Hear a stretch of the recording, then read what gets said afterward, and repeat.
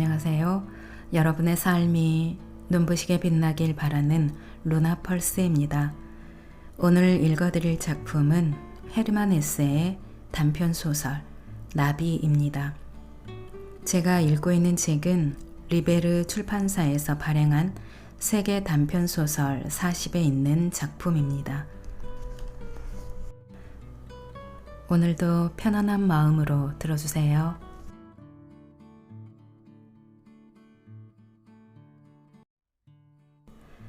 8살인가 9살 때 나는 처음으로 나비 잡기를 시작했다.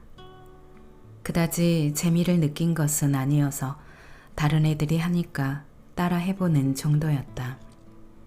그러나 10살이 되면서 입장이 조금씩 바뀌었다. 완전히 나비 잡기에 빠져들었던 것이다. 심지어는 나비 잡는 일 때문에 다른 일을 전혀 하지 못할 정도였다. 주변 사람들은 그런 나를 걱정스럽게 바라보았다. 나는 나비 잡는 일에 미쳐서 수업 시간은 물론 점심 먹는 일까지 깜빡 잊어버리기 일쑤였다. 학교를 쉬는 날은 빵 한쪽을 호주머니에 넣고 아침 일찍부터 밤늦게까지 뛰어다녔다. 지금도 아름다운 나비를 보면 이따금 그때의 열정이 되살아난다. 그럴 때마다 나는 어린이만이 느낄 수 있는 황홀한 감정에 사로잡힌다. 소년 시절에 처음으로 노랑나비를 찾아냈던 그때의 기분 그대로를 느낄 수 있는 것이다. 자연스럽게 나는 어린 날의 추억 속으로 빠져든다. 풀꽃 향기가 코를 찌르는 어느 날의 정오와 정원 속의 서늘한 아침과 신비로운 숲속의 저녁. 나는 마치 보물을 찾아 헤매는 사람처럼 나비를 노리고 있다. 아리따운 나비를 발견하면 숨이 막힐 지경이 되어 가만 다가선다. 특별히 진귀한 것이 아니라도 좋았다. 꽃 위에 앉아서 빛깔이 고운 날개를 호흡과 함께 드러내고 있는 날개를 볼 때마다 나는 가슴이 뛰었다. 반짝이는 반점의 하나하나, 날개 속에 드러난 맥줄의 하나하나, 가는 촉각의 갈색 잔털의 하나하나가 뚜렷이 보일 때마다 느껴지는 긴장과 환희는 이루 말할 수 없는 것이었다. 그 미묘한 기쁨과 거센 욕망의 교차는 어른이 된 이후에도 결코 느낄 수 없는 것이었다. 부모님은 내게 나비 잡는 일과 관련해서 어떠한 장비도 마련해 주지 않았다. 따라서 나는 잡은 나비들을 헌 종이 상자에다 간추려 두는 수밖에 없었다. 병마개에서 뽑은 동그란 코르크를 밑바닥에 발라붙이고 그 위에 핀을 꽂아 나비를 고정했다. 애써 수집한 나비들을 초라한 상자 속에 보관할 수밖에 없었던 것이다. 처음에 나는 친구들에게 곧잘 내가 잡은 나비를 보여주었다. 그러나 친구들의 나비 상자는 내가 가진 것과 비교할 수 없는 것이었다.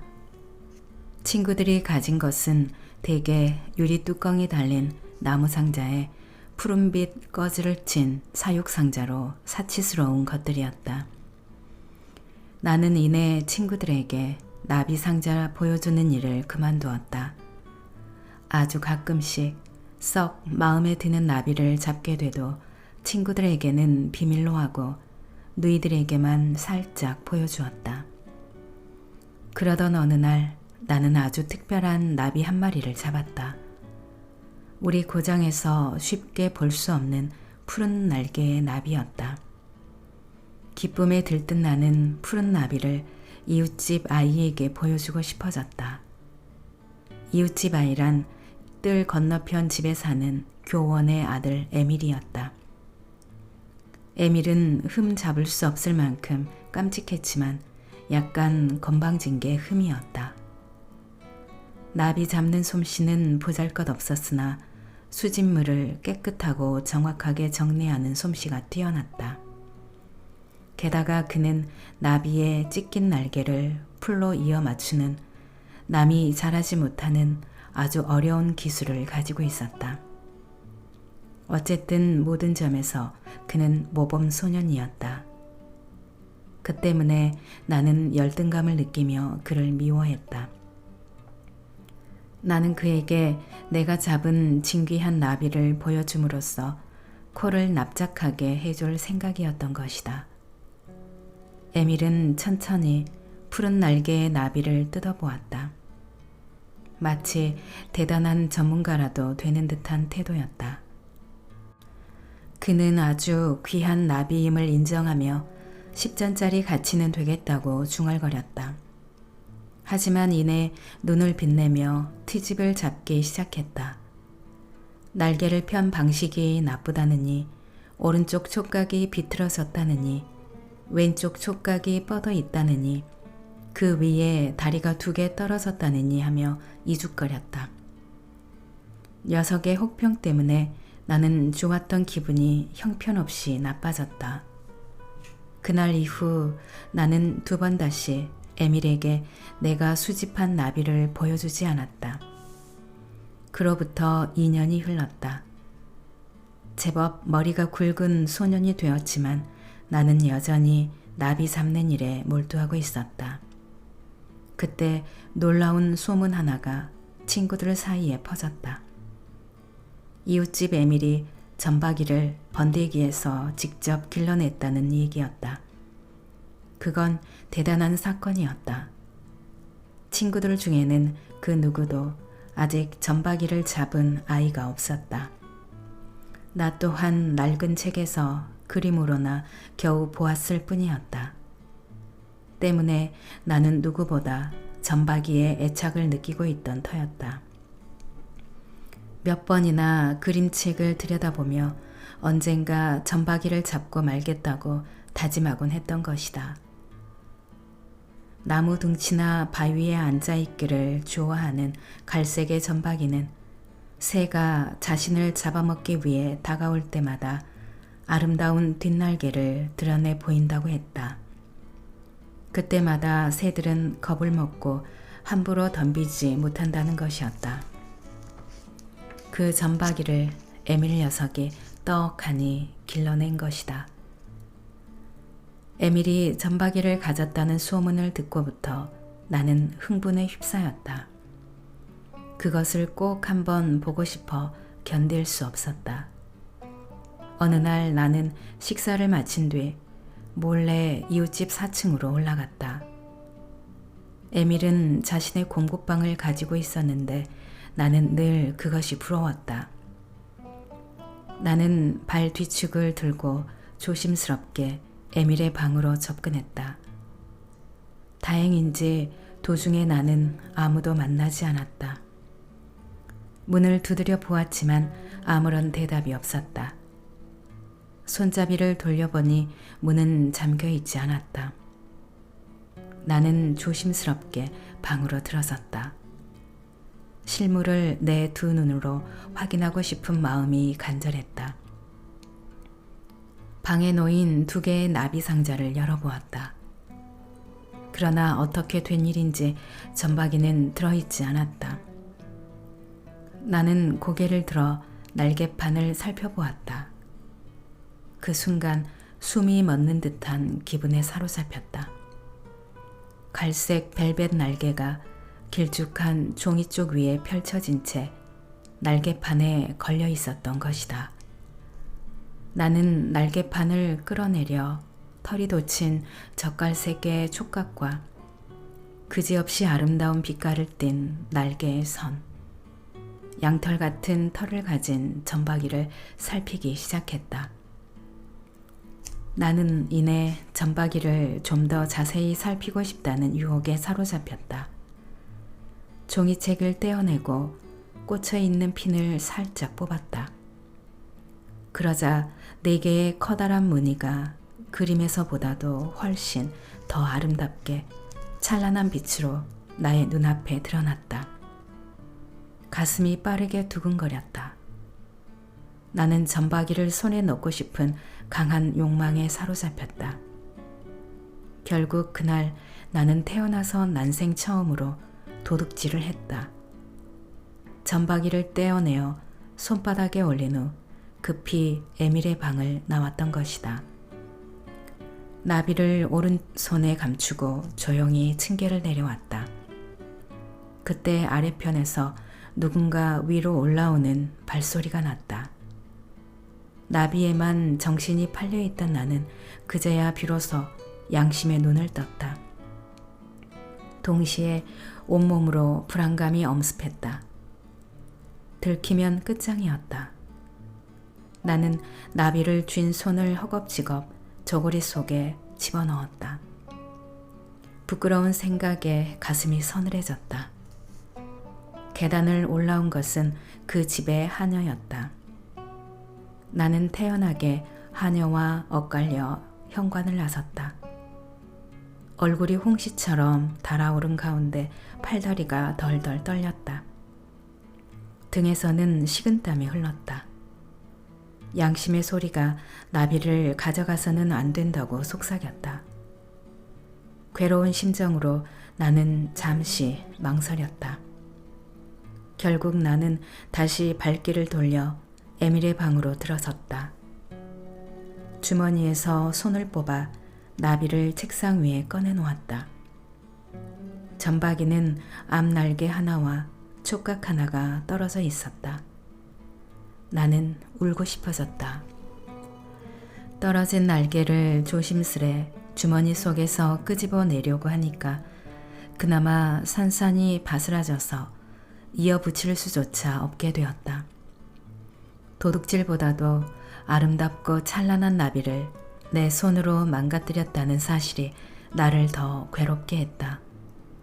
나는 멍한 얼굴로 손과 책상을 번갈아 바라보았다. 날개에 갈색분이 손끝에 잔뜩 묻어 있었다. 책상 위에는 날개에 바스러진 조각들이 이리저리 흩어져 있었다. 나비를 완전히 원형대로 돌려놓을 수만 있다면 무엇이라도 할 수 있을 것 같았다. 나는 어깨를 늘어뜨린 채 집으로 돌아왔다. 하루 종일 뜰 안에 주저앉아 아무것도 하지 못했다. 양심의 가책이 나를 수시로 괴롭혔다. 결국 나는 용기를 내어 모든 일을 어머니에게 말씀드렸다.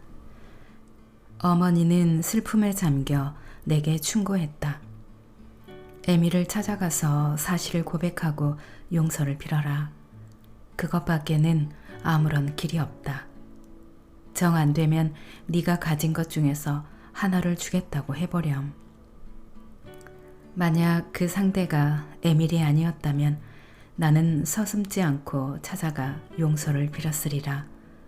하지만 에밀에겐 그러고 싶지 않았다. 그가 나의 사과를 받아주지 않을 것이라는 걸 잘 알고 있었기 때문이다. 저녁이 될 때까지도 나는 용기를 내지 못하고 머뭇거렸다. 어머니가 재차 말했다. 오늘 중으로 찾아가야 한다. 결국 나는 에밀을 찾아갔다. 에밀은 나를 보자마자 점박이에 관한 말부터 꺼냈다. 누가 그랬는지 점박이를 아주 못쓰게 만들어 놓았다는 것이었다. 사람의 소행인지 고양이의 소행인지 알 수 없다고 했다. 나는 나비를 좀 보여달라고 청했다. 그는 나를 방으로 안내한 뒤 촛불을 켰다. 못쓰게 된 나비가 날개판 위에 올려져 있었다. 그는 부서진 날개를 정성껏 주워 모아서 작은 앞지 위에 펴놓았다. 날개를 손질하느라고 무척 고심한 흔적이 엿보였다. 나는 담담한 얼굴로 모든 게 내 소행임을 밝혔다. 에밀은 격분하거나 큰 소리로 나를 꾸짖지 않았다. 한동안 나를 지켜보다가 혀를 끌끌 차며 말했다. 이제 너란 놈의 실체를 알겠어. 나는 에밀에게 내 장난감을 모두 주겠다고 약속했다. 에밀은 반응하지 않았다. 고개를 돌리고 앉아 비웃는 눈으로 이따금씩 나를 쳐다보았다. 이번에는 내가 수집한 나비를 전부 주겠다고 말했다. 그렇게까지 할 필요는 없어. 나는 네가 모은 것들이 어떤 것인지 잘 알고 있으니까. 게다가 네가 나비를 다루는 솜씨 또한 잘 알고 있으니까. 그 순간 나는 녀석의 멱살을 움켜쥐고 싶은 충동에 시달렸다. 어차피 일은 저질러졌다. 나는 친구의 나비를 못쓰게 만든 나쁜 놈이 되었고 에밀은 천하의 정직한 소년으로 내 앞에 당당히 군림하게 된 것이다. 그날 나는 한 번 저지른 일은 어떻게도 바로잡을 도리가 없다는 것을 알게 되었다. 무엇보다 2번 다시 그런 실수를 하지 않는 게 중요했다. 집으로 돌아왔지만 마음은 여전히 무거웠다. 어머니는 경과를 묻지 않은 채 조용히 내 볼에 키스를 해주었다. 잠들기 전 나는 그동안 애써 수집한 나비 상자를 가져와 뚜껑을 열었다. 그런 다음 핀으로 눌러놓은 나비들을 하나하나 끄집어내었다. 나는 손으로 나비들을 비벼서 죄다 가루로 만들었다.